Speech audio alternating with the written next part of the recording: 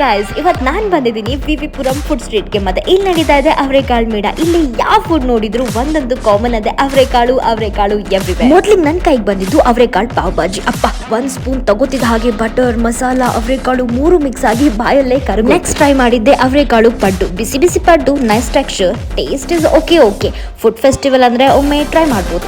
ಅದಾದ್ಮೇಲೆ ಬಂದದ್ದೇ main character ಅವರೆಕಾಳು dosa. Crispy ಆಗಿತ್ತು, ಒಳ್ಳೆ ಫ್ಲೇವರ್ ಕೂಡ.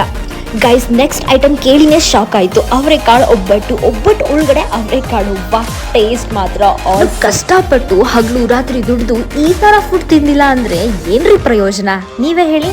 ಇನ್ನು ಮುಂದೆ ಹೋಗ್ತಾ ಇದ್ರೆ ತರ ಫುಡ್ಗಳು ಕಾಣಿಸ್ತಾ ಇದ್ದು, ಯಾವುದೋ ಜಾತ್ರೆಗೆ ಬಂದಿದ್ದೀನಿ ಅನ್ನೋ ಥರ ಫೀಲ್ ಆಗ್ತಾ ಇತ್ತು ನನಗಂತೂ. ನೆಕ್ಸ್ಟ್ ನಾನು ಹೋಗಿದ್ದೆ ನನ್ನ ಫೇವ್ರೆಟ್ ಸ್ಪಾಟ್ ವಿ ಬೇಕ್ರಿ. ಇದ್ರಲ್ಲಿ ಸಿಗೋ ಹನಿ ಕೇಕ್ ನನ್ನ ಫೇವ್ರೆಟ್. ಮತ್ತೆ ಫಿನಿಶಿಂಗ್ಗೆ ಬಂದಿದ್ದು ಅವರೆಕಾಳು ಜಿಲೇಬಿ. ಕ್ರಿಸ್ಪಿ, ಸಿಹಿ, ಬಿಸಿ ಎಲ್ಲನೂ ಇತ್ತು. ಒಟ್ಟಾರೆ ಹೇಳಬೇಕಂದ್ರೆ ಹಸಿವು, ಸಂತೋಷ, ಫುಡ್ 3 ಕೂಡ full pack. Food super, energy super, ಅನುಭವ ಸೂಪರ್. ನೀವೇನಾದರೂ ಫುಡ್ ಲವರ್ ಆಗಿದ್ರೆ ಯಾವುದೇ ಕಾರಣಕ್ಕೂ ಈ ವಿವಿಪುರಂ ಅವರೆಕಾಳು ಮೇಳನ ಮಿಸ್ ಮಾಡ್ಕೊಬೇಡಿ. ಬಿಸಿ ಫುಡ್ ಟ್ರೈ ಮಾಡಿ, ಮಜಾ ಮಾಡಿ.